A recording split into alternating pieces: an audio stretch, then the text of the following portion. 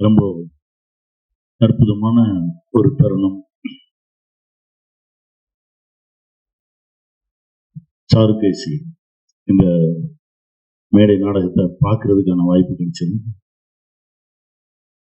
பார்த்ததுக்கு அப்புறம் ஒரு மாதிரி பயம் வந்துச்சு. ஆனால் ஒரு சில நேரத்தில் திடீர்னு ஒரு இடத்துக்கு போயிட்டு இங்கே எதுக்கு வந்தோம்லாம் யோசிப்போம்.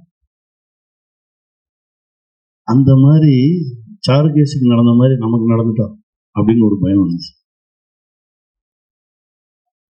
என்ன நடக்கும் அப்படின்ற ஒரு கேள்வி வந்தது. ஒரு 2-3 நாள் ஒரு மாதிரி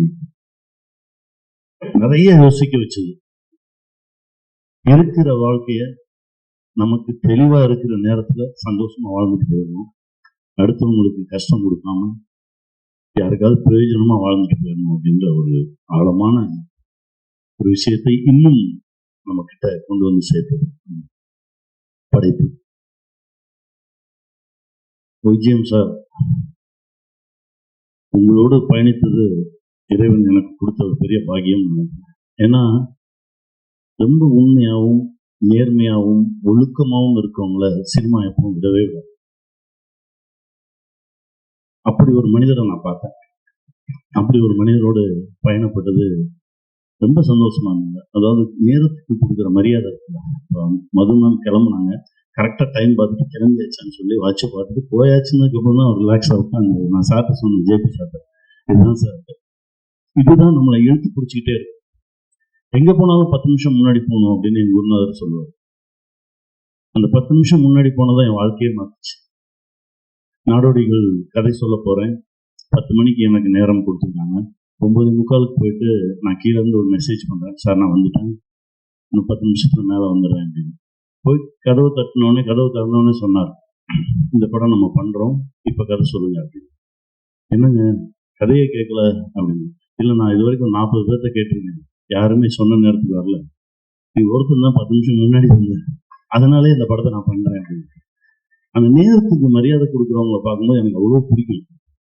அப்படிதான் நான் சாரை பார்த்தேன். என் குருநாதரோட வேறொரு உருவமாக தான் பார்த்தேன். ரொம்ப சந்தோஷம் சார், இந்த படம் மிகப்பெரிய வெற்றி பெறும். உங்களுடைய உழைப்பு, உங்களுடைய ஞாபக சக்தி. நான் அந்த மேடையில் அந்த நாடகம் பார்க்கும்போது உங்களை தான் ரசிச்சுக்கிட்டே இருந்தேன், உங்களை பார்த்துக்கிட்டே இருந்தேன். அவ்வளவு சந்தோஷமா இருந்தது. எல்லாம் முடிஞ்சிச்சு. அப்புறம் சுரேஷனை கூப்பிட்டாரு. சுரேஷனை பற்றி சொல்லணும்னா, நான் படித்த பள்ளியில் எனக்கு முன்னாள் மாணவர்கள் என்னுடைய குருநாதரோட பயணப்படும் போது ஒவ்வொரு முறை ஏதோ ஒரு விஷயம் வரும்போது சுரேஷன் நான் பேரை சொல்லுவார். எங்க டேட் அவ்வளவு சந்தோஷமா இருக்கும். அவ்வளவு பரபரப்பான இயக்குனர், அசால்ட்டா ஹேண்டில் பண்ணுவார். அப்பதான் தெரிஞ்சது இதெல்லாம் டைரக்டர்கிட்ட இருந்து தான் வந்திருக்கு அப்படின்னு. ஏன்னா இந்த ஷூட் போகும்போது ஒன்றும் இல்லை, நீ வா நெல் உட்கார், ஏன் பதட்டமாறு அப்படின்னு சொல்லி முதல்ல கொண்டு போய் மேம் முன்னாடி உட்கார வச்சாங்க. எனக்கு அவங்கள பார்த்தாலே பயம். முதல்ல ஷார்ட்டை சிவாஜி கிட்ட போய் இப்படி பார்த்து பேசணும். எனக்கு அண்ணே எனக்கு முதல்ல தனியாக ஏதாவது எடுங்கண்ணே, கொஞ்சம் நான் வார்ம் அப் பண்ணிட்டு வரேன் அப்படின்னு பேச வந்துடும்.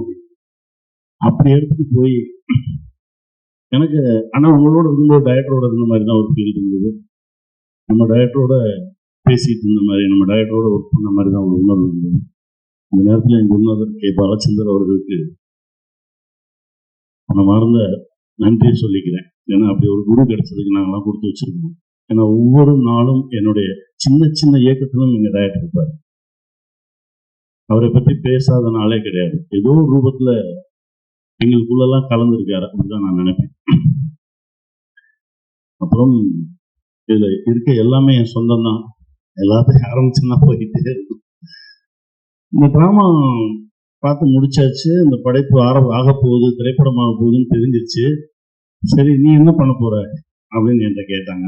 எனக்கு ரொம்ப பிடிச்ச ரோல் 2 இருந்தது. அதுல ஒண்ணு தலைவாசல் விஜய் அண்ணா கொடுத்துட்டாங்க. இன்னொன்னு ரொம்ப பிடிச்சது ராகதேவன். அதுக்கு பாடணும், நமக்கு வராது, நல்ல பாட்டு அப்படியே பார்த்துட்டு இருந்துச்சு. ஆனா இல்லைண்ணே எனக்கு ஒன்றும் நான் என்ன பண்றதுன்னு தெரியல, ஆனா உள்ள இருக்கணும். சரி, அப்ப நீ டைரக்டராகவே வந்துரு, நீயே இந்த கதையை சொல்லு அப்படின்னு சொல்லி என்ன கூப்பிட்டு போனாரு. அண்ணன் இந்த படைப்புக்குள்ள ஏதாவது ஒரு வகையில இருக்கணும் அப்படின்னு நான் ஆசைப்பட்டேன். எனக்கு ஒரு சின்ன ஒரு இடம் ஏற்படுத்தி கொடுத்து என்ன உள்ள எடுத்து வந்தாங்க. நன்றிண்ணா, தேங்க்யூ.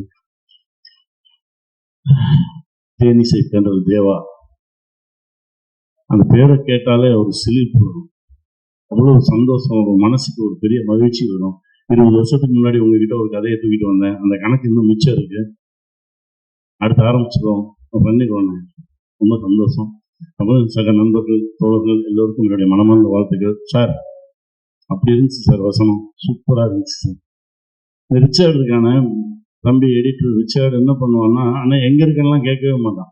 3 மணிக்கு வந்துடுண்ணா, நம்ம டே நான் எங்கே இருக்கேன்னு கேட்கவே மாட்டேன். இல்லை நான் பரவாயில்ல நான் வந்துடுறேன். இதே அப்படி ஒரு சொந்தம், எல்லாம் அப்படி அண்ணன் தம்பி இப்படி ஒரு உறவா, ஒரு ஒரு ஒரு ரத்தமும் சதையுமான ஒரு படைப்பா சாருகேசி வந்திருக்கு. மிகப்பெரிய ஒரு வெற்றி படமாகும்.